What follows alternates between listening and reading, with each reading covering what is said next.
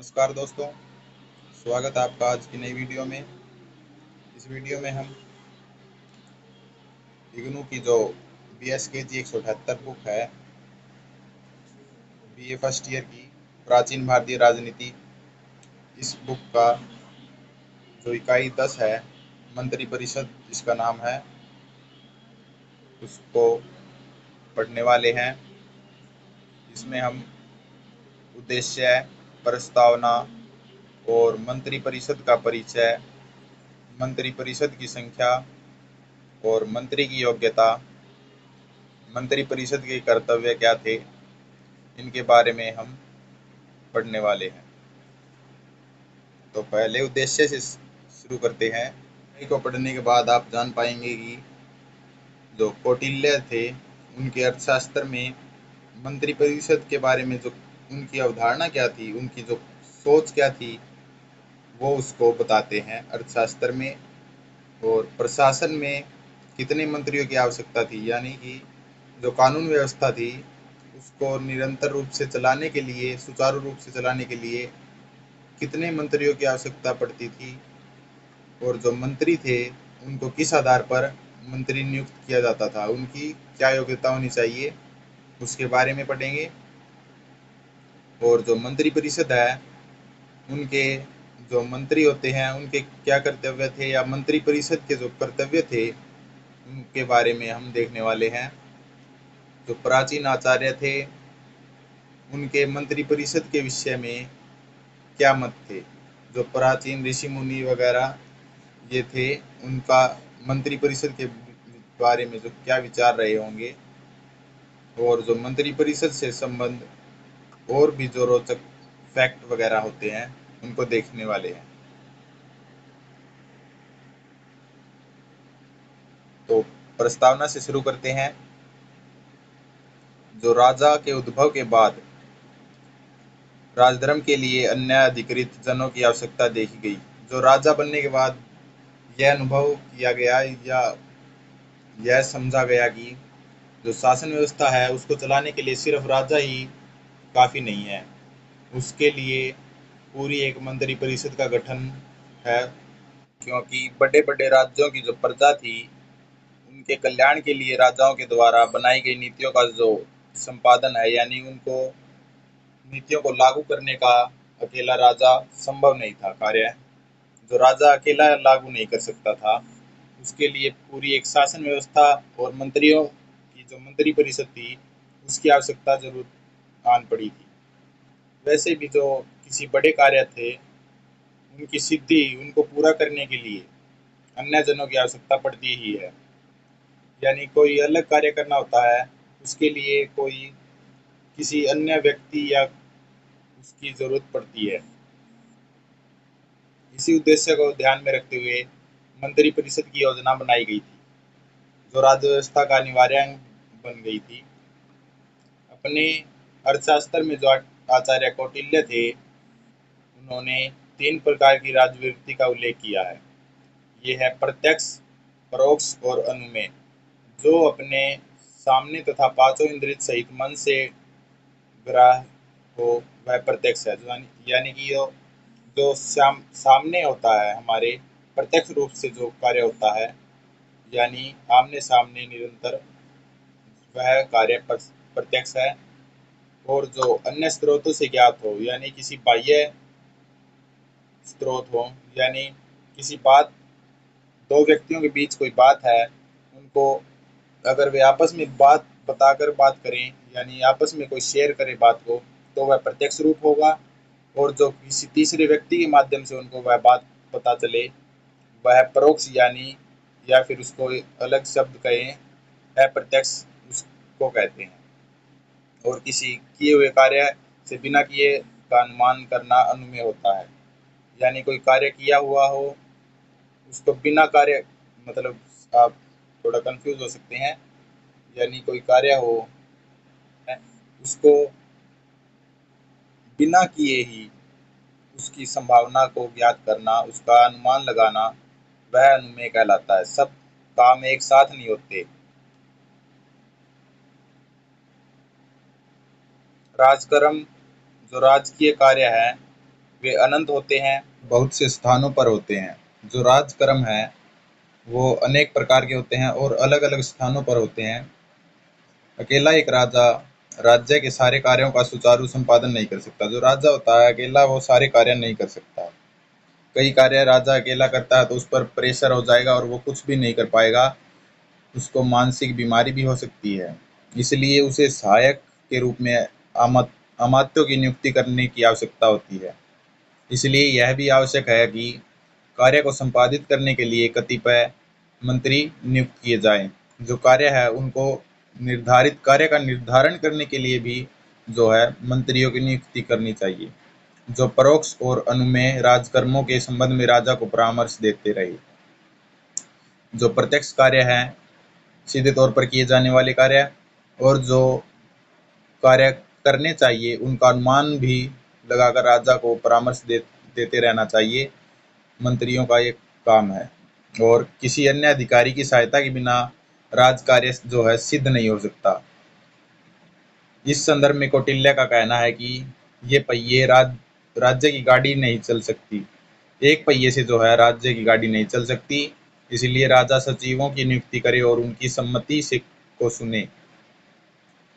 इसका उदाहरण बहुत अच्छा दिया गया, जैसे कि देखो, जो एक गाड़ी है वो सिर्फ एक पहिए से नहीं चल सकती, उसके अलग अलग पहिए होंगे और गाड़ी में जो इंजन होगा तभी वो चलेगी, और सुचारू रूप से उसकी सर्विसिंग भी वगैरह करनी चाहिए, जैसे इसमें उदाहरण बताया गया है। अनेक पार्ट हैं गाड़ी के, उसी प्रकार राज व्यवस्था में भी अनेक जो है भाग हैं शासन व्यवस्था के। अर्थशास्त्र, शुक्र नीति, स्मृति ग्रंथ, प्रभृति राजशास्त्रीय ग्रंथों में मंत्री परिषद का सर्वांगीण उल्लेख किया गया है।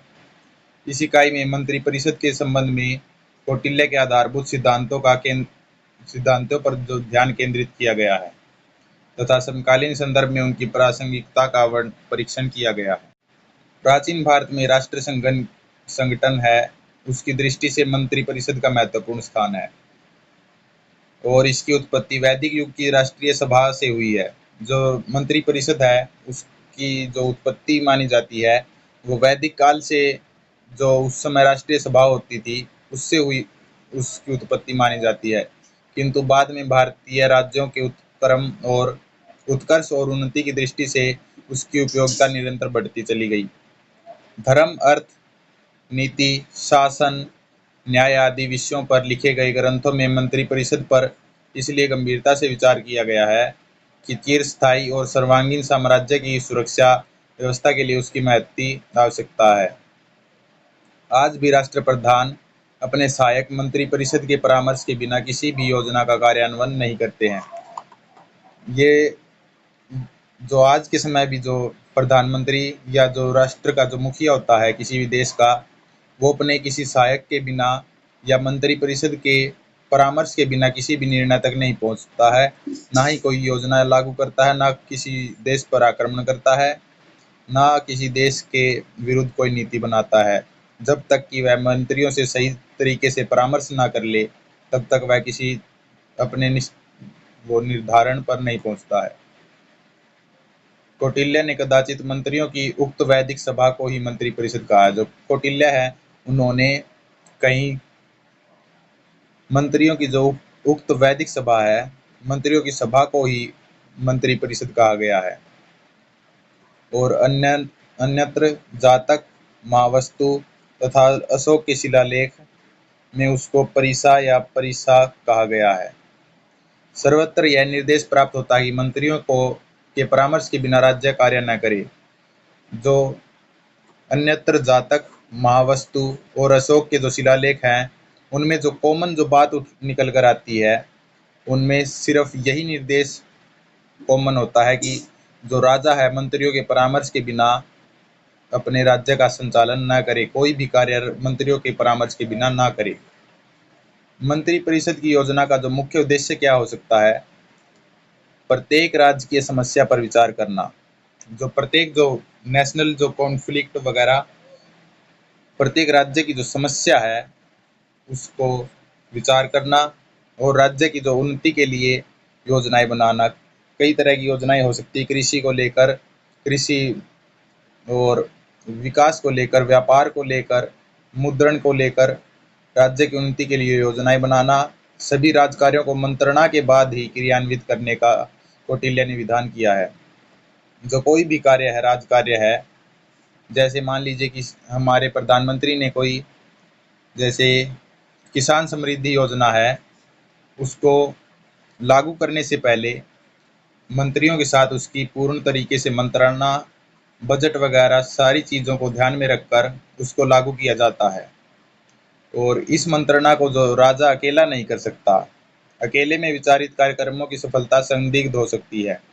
जो राजा अगर अकेला करेगा तो उसमें यही देख लीजिए आप, अगर किसी एक व्यक्ति का दिमाग है, वह किस प्रकार सोचता है, कोई व्यक्ति, उसकी सोच कैसी हो सकती है, शायद उसके दिमाग में उस योजना को सिर्फ लाभ लाभ सोचकर वो करने लग जाए, लागू कर दे, और बाद में उसके नुकसान, जो हानि होती है, वो निकल कर सामने आए, तो उसको, राजा को भी दुख होगा, और जो प्रजा में राजा के खिलाफ राजा की छवि खराब हो सकती है। इसलिए राजा अकेला उसके परामर्श पर नहीं निकल सकता। प्राचीन राज्य व्यवस्था में शासन कार्य का भार मुख्यतः एक विशाल वर्ग पर था। जो प्राचीन राज्य व्यवस्था थी, उसमें शासन चलाने का जो भार है, वो एक विशाल वर्ग पर था, जो साम्राज्य के विभिन्न भागों से शासन का संचालन करते थे। जो साम्राज्य के अनेक अलग अलग प्रकार के भाग में बैठते थे, कोई दुर्ग, कोई किला, टीले, और कोई बस्तियों में अधिकारी छोड़े जाते थे। अर्थशास्त्र में सबसे ऊंचे स्तर के अधिकारियों को तीर्थ कहा गया है। जो सबसे ऊंची पोस्ट पर होते थे, उसको तीर्थ कहा गया है। कौटिल्य ने ऐसे 18 तीर्थों का उल्लेख किया है।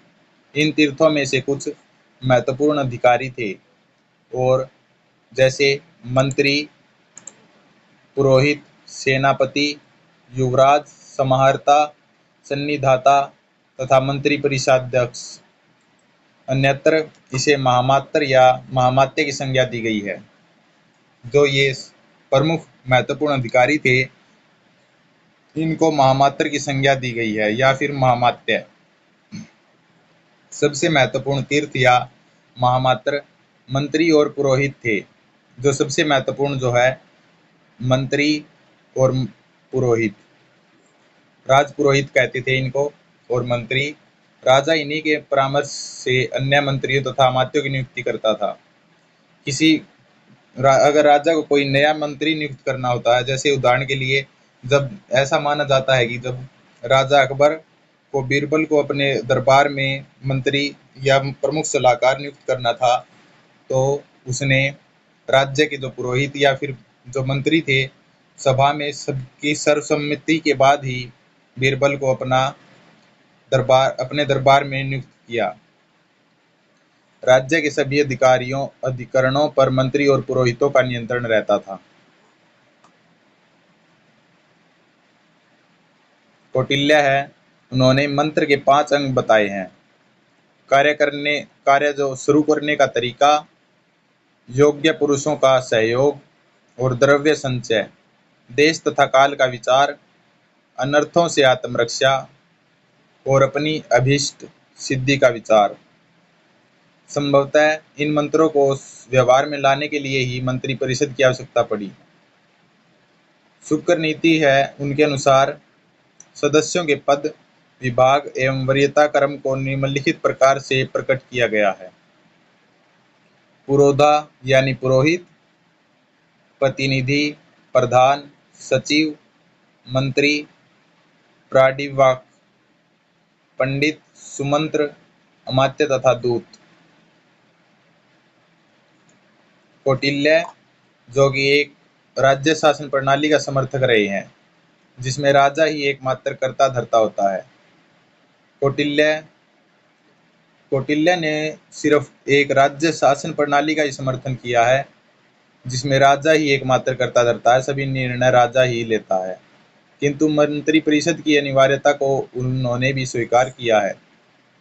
उसका कहना है कि राजा को अपने प्रत्येक महत्वपूर्ण कार्य मंत्री परिषद के परामर्श से करने चाहिए, और संदिग्ध या विवादग्रस्त जो विषय है, उनमें बहुमत द्वारा समर्थित हो, उसी के अनुसार कार्य करना चाहिए। जो मतलब कोई विवाद का जो विषय होता है, यानी किसी दूसरे राज्य पर आक्रमण करने का विषय है, ये विवाद का हो सकता है। कुछ मंत्रियों का कहना कुछ लोगों का मानना हो सकता है, या प्रजा का मानना हो सकता है, या फिर जो मंत्री होते हैं वे सोच सकते हैं कि हमें उस पर आक्रमण नहीं करना चाहिए।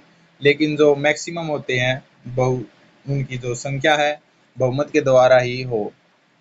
अगर बहुमत मना करता है तो राजा को आक्रमण नहीं करना चाहिए। कौटिल्य ने कहा है कि इंद्र का सहस्त्राक्ष अभिधान इसलिए हुआ क्योंकि उसकी मंत्रिपरिषद में 1000 बुद्धिमान सदस्य थे, वे ही उसके नेत्र कहे जाते थे।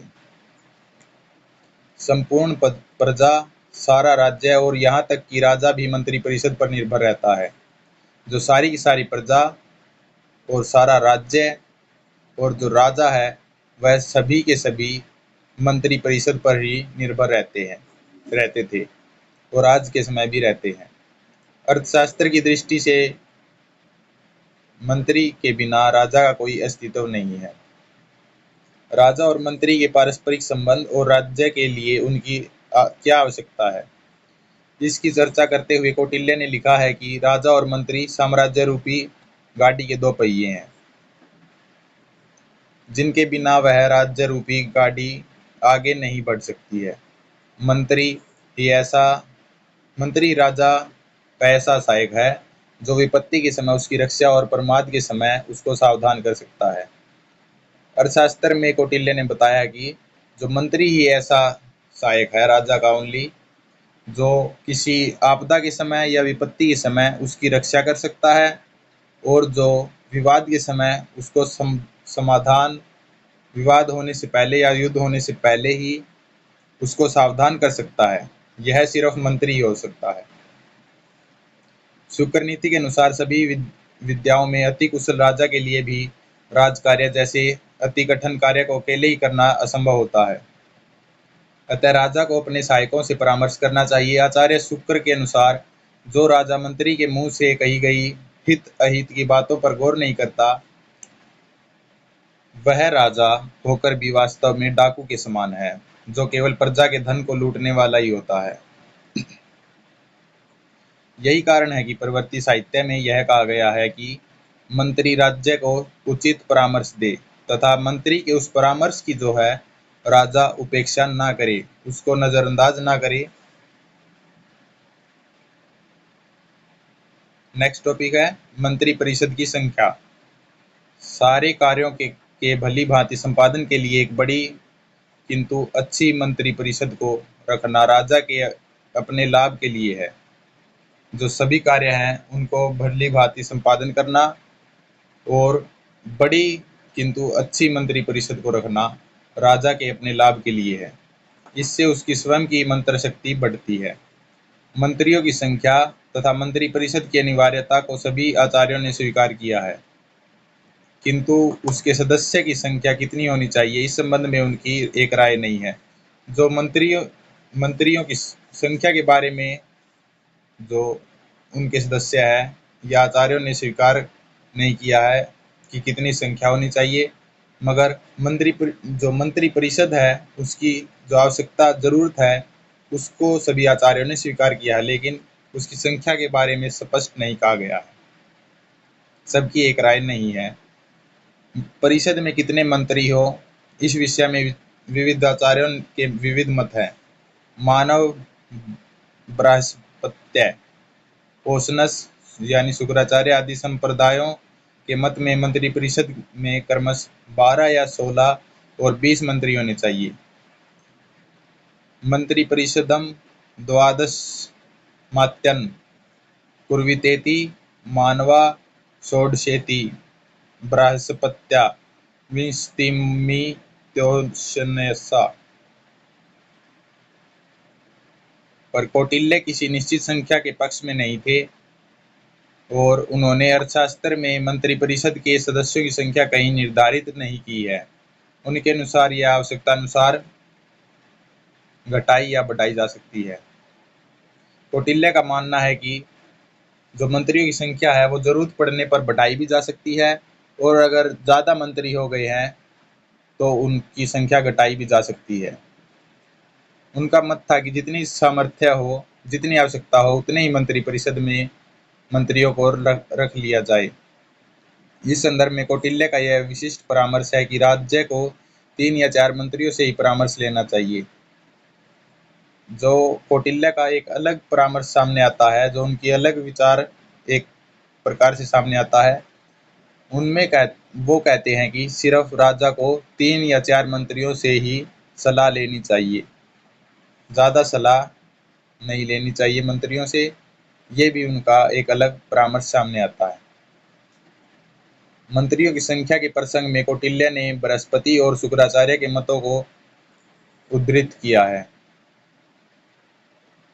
इस प्रसंग में कौटिल्य ने न तो अपना ही अभिमत दिया है और न उक्त 2 आचार्यों के अतिरिक्त किसी तीसरे पुरातन आचार्य को उद्धृत किया है। इससे यही निष्कर्ष निकलता है कि बृहस्पति और शुक्राचार्य का मत ही कौटिल्य को अभीष्ट था, यानी बृहस्पति और शुक्राचार्य का ही मत कौटिल्य को अच्छा लगा। आचार्य बृहस्पति के अनुयायी विद्वानों के मतानुसार मंत्रियों की संख्या 16 और शुक्राचार्य के समर्थक विद्वानों के अनुसार 20 बताई गई है। इसका सार केवल यह है कि मंत्रिपरिषद में मंत्रियों की संख्या इतनी होनी चाहिए जिससे वे सभी कार्यों को सफलतापूर्वक संपादन करते हुए राज्य की उन्नति कर सकें। कौटिल्य ने मंत्रिपरिषद के प्रमुख 4 सदस्यों का भी निर्देश किया है। उसके अनुसार श्रेष्ठता के अनुसार उन सदस्यों का क्रम है: मंत्री, पुरोहित, सेनापति, युवराज और इनके अलावा पौर, जानपद आदि भी परिषद के सदस्य होते थे। शुक्र ने मंत्रिपरिषद के सदस्यों के लिए प्रकृति शब्द का प्रयोग किया है, जहां अन्य आचार्यों ने यह संख्या 8 स्वीकारी है। शुक्र ने इनकी सहायता के लिए 10 सहायकों की भी व्यवस्था की है, जिन्हें अल्तेकर ने उपमंत्री कहा है। यहाँ पे देखिए उपमंत्री का भी जो सामने आता है। शुक्र के जो शुक्राचार्य जो है उनके मंत्रिपरिषद के लिए प्रकृति का शब्द का प्रयोग किया है, जहां अन्य आचार्यों ने यह संख्या 8 स्वीकारी है। मंत्रिपरिषद में अन्य आचार्यों ने 8 संख्या स्वीकारी है और शुक्र ने इनकी सहायता के लिए 10 सहायकों की भी व्यवस्था की है। 10 सहायक हैं, इन्हीं को अल्तेकर ने उपमंत्री कहा है। मंत्रियों को भी सहायक की जरूरत पड़ती थी, इनको ही उपमंत्री कहा गया है।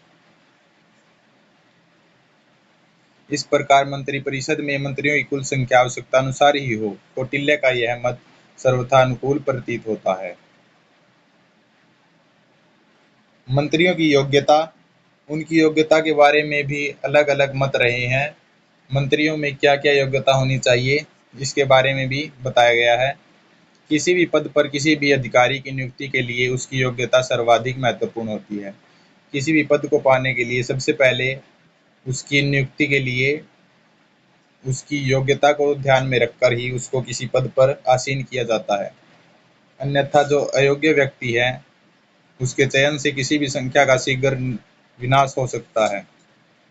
मंत्रिपरिषद के सदस्यों अर्थात मंत्रियों के लिए कौटिल्य यह आवश्यक मानते थे कि वह उच्च कुल का हो।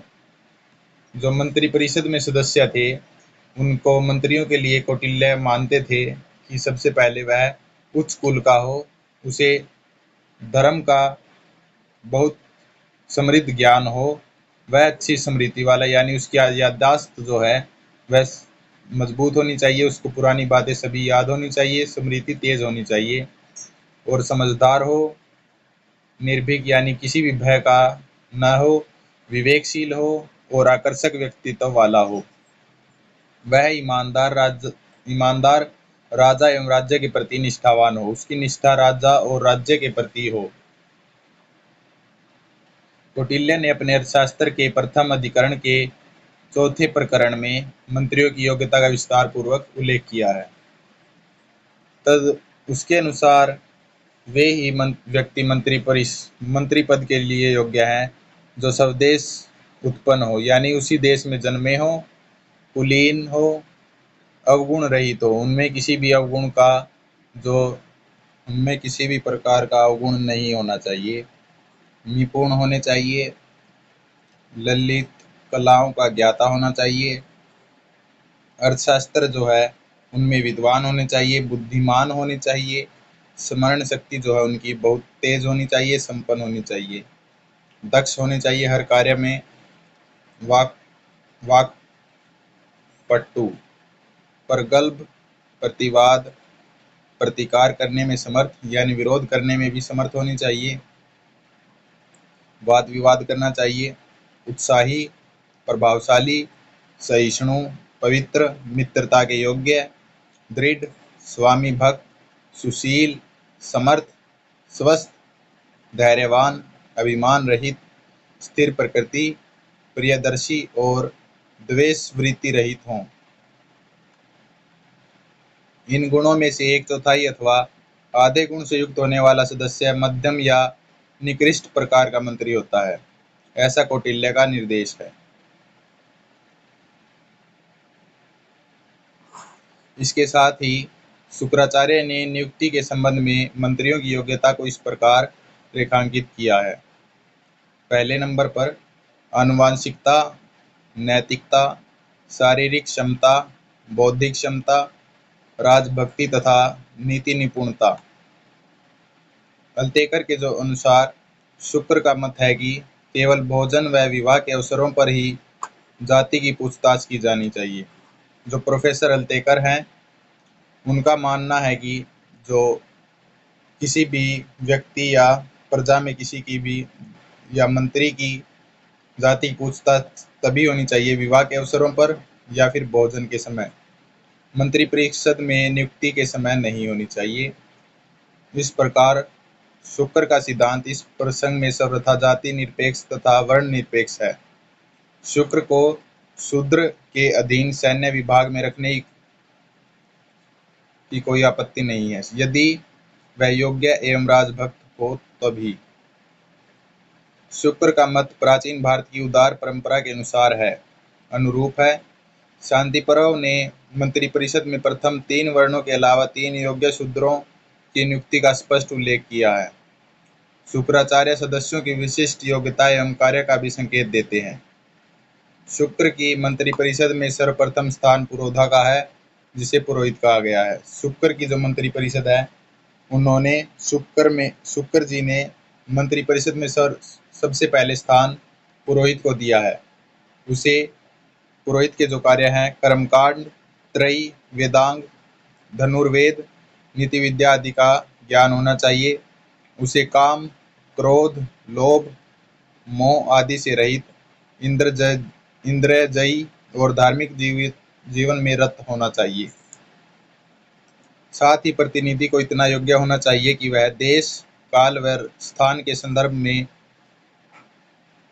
करने योग्य एवं न करने योग्य कार्यों की पहचान रखता हो। जो प्रतिनिधि है उसको कौन से कार्य करने चाहिए, कौन से कार्य करने योग्य है और न करने योग्य है, उन कार्यों की भी पहचान बारीकी से होनी चाहिए, तभी वह मंत्रिपरिषद का हिस्सा बनने योग्य है। मंत्रिपरिषद का जो तीसरा प्रमुख सदस्य है वह प्रधान है, जो शासन के सभी कार्यों का सामान्य निरीक्षण करने की योग्यता रखता है।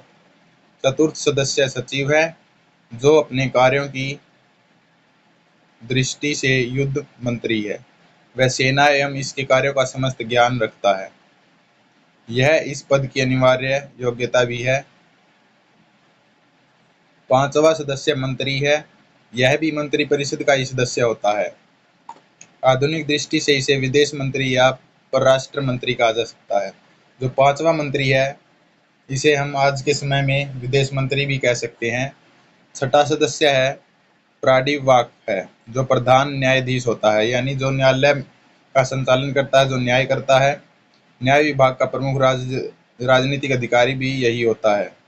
इसे शास्त्रोक्त एवं लोक प्रचलित आचार का ज्ञाता होना चाहिए। सातवां सदस्य पंडित है, यह धर्म के तत्व का ज्ञाता होता है।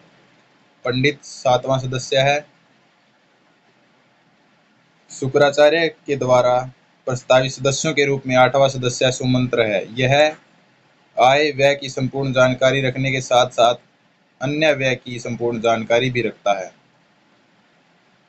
आधुनिक संदर्भ में इसको वित्त मंत्री या कोषाध्यक्ष भी कहा जा सकता है। 9वां सदस्य अमात्यादेश तथा आलेखों का ज्ञाता होता है। वह राज्य में स्थित नगरों, गांवों, जंगलों की भूमि की माप का हिसाब रखता है। इनसे होने वाली आय का भी विवरण रखता है। वरीयता क्रम में अंतिम स्थान दूत का है। यह 60 गुण्य मंत्र का ज्ञाता, अच्छा वक्ता, निर्भीक, देश व काल की स्थिति को समझने वाला होना चाहिए। कौटिल्य के अनुसार मंत्री और अमात्य दो अलग अलग पद होते हैं। कौटिल्य ने प्रतिपादित किया है कि राजा को चाहिए कि यथोचित गुण, देश, काल और कार्य की व्यवस्था को देखकर वह सर्वगुण संपन्न व्यक्तियों को अमात्य बनाए, किंतु सहसा ही उनको मंत्री पद पर नियुक्त न करे। इस संदर्भ में शुक्र नीति में अत्यंत रोचक तथ्य की ओर प्रकाश डालते हुए कहा गया है कि किसी भी पद पर किसी भी मंत्री को स्थायी रूप से नियुक्त नहीं करना चाहिए। शुक्र नीति में बताया गया है कि जो कोई भी मंत्री है उसको उसके पद पर स्थायी रूप से नियुक्त नहीं करना चाहिए। इनकी योग्यता व किए गए कार्यों की निरंतर परीक्षा करते हुए कार्यकुशलता के अनुसार पदों में परिवर्तित करते रहना चाहिए। परिवर्तन जो है उनको अलग अलग पद भी देने चाहिए, जिससे वह हर कार्य में कुशलता व निपुणता हासिल कर सके।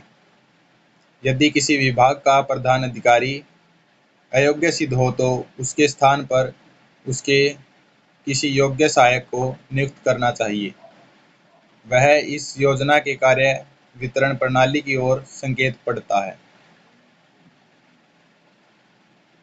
इससे स्पष्ट है कि मंत्री और अमात्य दो भिन्न भिन्न पद थे और अमात्य की अपेक्षा मंत्री का पद बड़ा होता था, परंतु बात यह रही होगी कि मंत्री मंत्रिपरिषद का सदस्य भी होता है और राजा को भी सुझाव दे सकता है, जबकि अमात्य जो है मंत्रिपरिषद का सदस्य तो होता है, किंतु उसको वह साक्षात राज्य को किसी प्रकार के परामर्श देने की योग्यता नहीं रखता। कौटिल्य अर्थशास्त्र के अनुसार इस परिषद के मंत्रियों की नियुक्ति न तो निर्वाचन से होती थी और न ही कोई कुल कर्मानुगत सदस्य है। मंत्रिपरिषद के मंत्रियों की नियुक्ति राजा अपनी स्वेच्छा से करता था। जिन अमात्यों व अन्य व्यक्तियों को वह सर्वोपधा शुद्ध पाता था, उनमें से कुछ को आवश्यकता अनुसार मंत्रिपरिषद में नियुक्त कर लेता था। मंत्रिपरिषद में केवल ऐसे ही व्यक्तियों को नियत किया जाए जो सर्वोपधा शुद्ध हो, अर्थात सब प्रकार से परीक्षा करके जिनके विषय में यह निश्चय हो जाए कि वे सब प्रकार के दोषों व निर्बलताओं से विरहित हैं। मंत्रिपरिषद के कर्तव्य। मंत्रिपरिषद वस्तुतः राष्ट्र परिषद थी। उसके कार्यों की सीमा मंत्रियों तथा राजा तक ही सीमित नहीं थी, अपितु वह सारे राष्ट्र के कार्यों, विभिन्न विभागीय अध्यक्षों की रीति नीति को निर्धारित करने वाली परिषद थी। उसका अधिकार क्षेत्र बहुत व्यापक था। धर्मसूत्र, धर्मशास्त्र, अर्थशास्त्र आदि ग्रंथों में यह स्पष्ट किया गया है कि मंत्रिपरिषद की स्वीकृति तथा उसके सहयोग के बिना राजा को कोई भी कार्य नहीं करने चाहिए। मनु ने कहा है कि छोटे बड़े सभी कार्य राजा को मंत्रिपरिषद के साथ विचार विमर्श करके ही करने चाहिए। मनु और कौटिल्य दोनों इस बात में सहमत हैं कि राजा को चाहिए कि पहले वह सब मंत्रियों से अलग अलग परामर्श करे और उसके बाद ही उन सबको एक साथ बैठाकर उनके साथ विचार करे।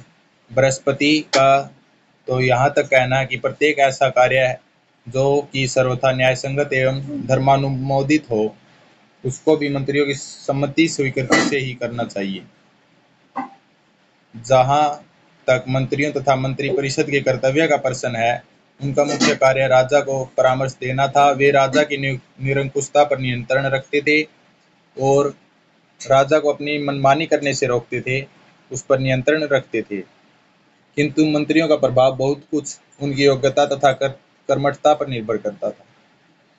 अशोक के छठे शिलालेख से अनुमान लगता है कि परिषद राज्य की नीतियों अथवा राजज्ञाओं पर विचार विमर्श करती थी। यदि आवश्यकता समझती थी तो उनमें संशोधन का सुझाव भी देती थी।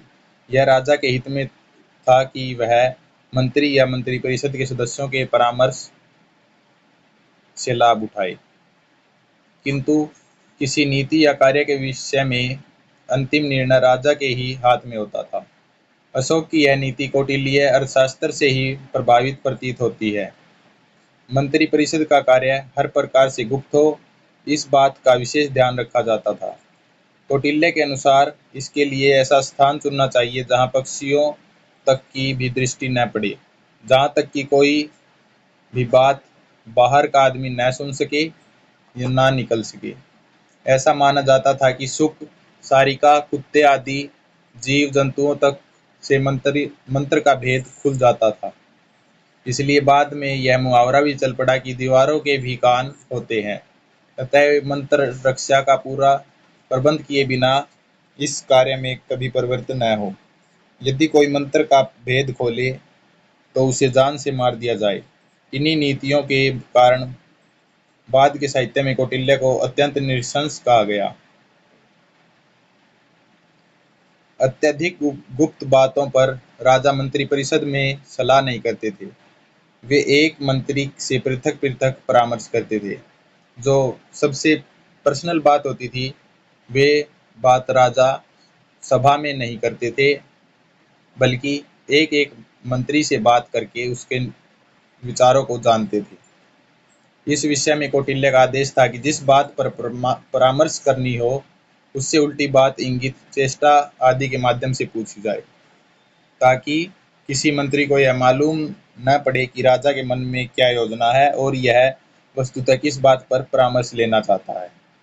इस दृष्टि से विशाल मंत्रिपरिषद के अतिरिक्त एक छोटी उपसमिति भी होती थी, जिसमें 3 या 4 विशिष्ट मंत्री रहते थे। इन्हें मंत्रिन कहा जाता था। जरूरी मामलों पर इसकी सलाह ली जाती थी। राजा प्राय अपने मंत्रिन और मंत्रिपरिषद के परामर्श से ही राजकार्य का संचालन करता था। वह भली भांति समझता था कि मंत्र सिद्धि अकेले कभी नहीं हो सकती। जो बात मालूम नहीं है उसे मालूम करना, जो मालूम है उसका निश्चय करना, जिस बात में दुविधा है उसके संशय को नष्ट करना, और जो बात केवल आंशिक रूप से मालूम है उसे पूर्णांश में जानना, यह सब कुछ मंत्रिपरिषद के मंत्री के द्वारा ही हो सकता है। अतः जो लोग बुद्धि में वृद्ध यानी अनुभवी हो, उन्हें सचिव या मंत्री बनाकर उनसे सलाह लेनी चाहिए। मंत्रिपरिषद में जिस परामर्श का समर्थन भूयिष्ठ यानी अधिक संख्या में किया जाए, बहुमत जिस पर ज़्यादा हो, उसी के अनुसार कार्य करना उचित है। किंतु यदि राजा को भूयिष्ठ अर्थात बहुमत की बात कार्य सिद्धिकर प्रतीत न हो, तो यह उचित है कि वह उसी परामर्श को माने जो उसकी दृष्टि में कार्य सिद्धिकर हो। जो मंत्री उपस्थित न हो, उनकी सम्मति पत्र मंगा ली जाए। कौटिल्य का कहना है कि अज्ञात विषय को जान लेना, ज्ञात विषय का निश्चय करना, निश्चित विषय को स्थायी रूप देना, मतभेद हो जाने पर संशय का निराकरण करना, किसी विषय का आंशिक ज्ञान होने पर भी उस सारे विषय को हृदयंगम करना, ये सभी कार्य मंत्रिपरिषद के अधीन होते हैं। इसलिए मंत्रियों का अत्यंत बुद्धिमान होना आवश्यक है। किसी भी सुविचारित गुप्त विषय के रहस्य को सुरक्षित रखने के लिए कौटिल्य ने बड़ा जोर दिया है। कौटिल्य का कहना है कि कार्यान्वित होने से पहले ही किसी गुप्त योजना का फूट जाना राजा और मंत्रिपरिषद दोनों के लिए अनिष्ट का कारण हो सकता है।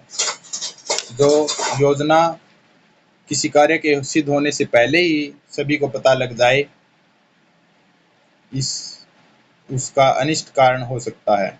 इसलिए मंत्री की सुरक्षा के लिए पहली आवश्यकता यह है कि मंत्रणागृह अत्यंत सुरक्षित हो। दूसरे में राजा तथा उसके परिषद इतने संयमी और विचारवान होने चाहिए कि उनकी किसी चेष्टा से उनके गुप्त रहस्यों का भेद प्रकट न हो सके। मंत्र की सुरक्षा के लिए तीसरी आवश्यक बात थी कि मंत्रणा में भाग लेने वाला कोई भी व्यक्ति कोई नशीली वस्तुओं का सेवन न करता हो। अर्थशास्त्र के विवरण से यह स्पष्ट होता है कि मौर्य काल में परामर्श देने के लिए मंत्रिपरिषद की सत्ता थी। कौटिल्य अर्थशास्त्र के अनुसार राजा प्राय मंत्रियों के परामर्श के अनुसार कार्य करता था, लेकिन यदि वह उनके मत को कार्यसिद्धि कर न समझे तो अपनी इच्छानुसार भी कार्य कर सकता था। प्राचीन राज्य व्यवस्था में केंद्रीभूत कूट स्थानीय स्थिति का राजा की ही थी। देश और प्रजा की उन्नति या अवनति उसी के हाथ में थी, अतः उसके मार्ग में मंत्रिपरिषद बाधा नहीं डाल सकती थी, भले ही बस उनका विरोध कर सकती हो। पर यदि राजा कुपथगामी हो जाए, जैसा कि मगध साम्राज्य के संदर्भ में देखा जा सकता है, तो राजकार्य की सर्वथा उपेक्षा कर ऐसे कार्यों में लग जाए जिनसे प्रजा का अहित न हो, तो प्रकृतियों को यह आवश्यक यानी मंत्रियों और अमात्यों को यह कर्तव्य है कि वे उसके विरुद्ध खड़े हों और ठीक मार्ग पर उसको लाने के लिए प्रयत्न करें। भारत की यही प्राचीन परंपरा थी। पुराने जनपदों में सभा समिति और जानपद राजा को सन्मार्ग पर स्थिर रखने के लिए सदा प्रयत्नशील रहते थे। मगध साम्राज्य की मंत्री परिषद यद्यपि राजा की अपनी कृति थी, तथापि वह परंपरा के अनुसार राजा को सन्मार्ग पर लाने के कर्तव्य की उपेक्षा नहीं करती थी। मंत्री परिषद के अमात्य राजा की स्वेच्छाचारिता पर पर्याप्त नियंत्रण रख सकते थे। इस कथन की पुष्टि दिव्यावदान की कथा से होती है। अमात्यों ने राधागुप्त नामक अमात्य के नेतृत्व में अशोक की स्वेच्छाचारिता को नियंत्रित किया था। संभवतः मंत्रिपरिषद के ही वे सदस्य थे और जो कूट स्थानीय राजा पर भी अंकुश रखने की शक्ति रखते थे। के.पी. जायसवाल के अनुसार प्राचीन भारतीय राजनीतिक ग्रंथों में केवल शुक्र नीति सार में ही मंत्रिपरिषद की कार्यप्रणाली का जो विस्तृत प्रकाश डाला गया है। बी.के. सरकार के अनुसार इस ग्रंथ में मंत्रिपरिषद की कार्यप्रणाली के बारे में निम्नलिखित तथ्यों को स्पष्ट किया गया है। मंत्रिपरिषद का सदस्य और सहायक मिलकर अपने विभाग से संबंधित विषयों पर लेख तैयार करते हैं। पहला, इस लेख पर सर्वप्रथम राजा की टिप्पणी द्वारा इनके दोष और न्यूनता को दूर किया जाता था। इसके बाद सभी मंत्रियों की सलाह ली जाती थी, जिससे सभी विभागों में सामंजस्य एवं सहयोग बना रहे। इस लेख पर सभी मंत्रियों द्वारा अपनी मुद्रा सहित हस्ताक्षर किए जाते थे। अंत में पुनः राजा अवलोकन करता था और अपना अंतिम निर्णय देता था। इस प्रकार यह प्रक्रिया राज्य के लिए लाभदायक है, क्योंकि राजा लिखित रूप में सबकी राय भी जान लेता है और अंतिम निर्णय का अधिकार अपने पास सुरक्षित रखता है। सारांश, प्राचीन भारतीय राजनीतिक चिंतन परंपरा में मंत्रिपरिषद चिंतन अथवा मौलिक एवं व्यावहारिक है और इसका प्रथम उल्लेख एवं आवश्यकता का निर्देश हमें वैदिक काल से ही प्राप्त होने लगता है, किंतु इसका प्रयोग उद्देश्य का व्यावहारिक निरूपण महाभारत में दिखता है, जहाँ कृष्ण, शकुनी, भीष्म, विदुर जैसे समकालीन राजनीतिज्ञों का वैचारिक संघर्ष दिखता है। इसी प्रकार समकालीन उपयोगिता को देखते हुए कौटिल्य, शुक्राचार्य, मनु सदृश विचारकों ने अपने मतों का यथाकाल उल्लेख किया है। राजनीति के इस चिंतन में राजनीति में मंत्रिपरिषद के संदर्भ में भी सविस्तार उल्लेख प्राप्त होता है, जहां राज्य संचालन के लिए इसके सदस्यों संख्या योग्यता के साथ मंत्रिपरिषद के कर्तव्यों को भी रेखांकित किया गया है। एक और जहां इन राजाओं के विवरण में हमें वैचारिक अंतर दिखता है, तो दूसरी ओर इन सब का लक्ष्य एक ही है, जो है राज्य के सम्यक संचालन के लिए मंत्रिपरिषद की अनिवार्यता। तो चैप्टर हमारा कंप्लीट हो गया है। इसमें जो मेन वर्ड मीनिंग्स हैं जो देख लीजिए। परिभाषिक शब्दावली, कार्य सिद्धि कर, जो उद्देश्य को पूर्ण करने वाला हो। तीर्थ, अर्थशास्त्र में सबसे ऊंचे स्तर के अधिकारियों को तीर्थ कहा गया है। परीक्षा, अशोक के अभिलेखों में मंत्रिपरिषद के लिए प्रयुक्त शब्द है परीक्षा। प्रकृति, मंत्रिपरिषद के सदस्यों के लिए शुक्राचार्य के द्वारा प्रयोग में लाए जाने वाला शब्द प्रकृति। प्राडिववाक, मंत्रिपरिषद का एक सदस्य जो न्यायाधीश होता है। मंत्रणागृह, राजा के साथ गुप्त विषयों पर चर्चा करने वाला कक्ष। मंत्रिन, 3 या 4 विशिष्ट मंत्रियों की उपसमिति। सर्वोपदा शुद्ध, मंत्रिपरिषद के सदस्यों की समग्र योग्यता किसी भी प्रकार के अवगुण से रहित, अर्थात सब प्रकार से परीक्षा करके जिनके विषय में यह निश्चित हो जाए कि वे सब प्रकार के दोषों व निर्बलताओं से विरहित हैं। तो ये कुछ मेन प्रश्न हैं, अति लघु उत्तरीय है। शुक्राचार्य के अनुसार मंत्रिपरिषद में सदस्यों की कुल संख्या कितनी होनी चाहिए और इनमें से कोषाध्यक्ष के लिए क्या नाम प्राप्त होते हैं? कौटिल्य ने कितने तीर्थों का उल्लेख किया है? न्यायाधीश के लिए किस शब्द का प्रयोग मिलता है? कौटिल्य के अनुसार राजा मंत्रियों की नियुक्ति कैसे करता है? तो चैप्टर हमारा जो है कंप्लीट हो गया है। वीडियो अच्छी लगी हो, हमारा एक्सप्लेनेशन अच्छा लगा हो तो वीडियो को लाइक करें, चैनल को सब्सक्राइब करें। आपके साथ साथ मैं भी जो एग्ज़ाम देने वाला हूँ, सिर्फ 25 दिन रहे हैं, तो तैयारी अपनी ज़ोरों शोरों से कीजिए। धन्यवाद।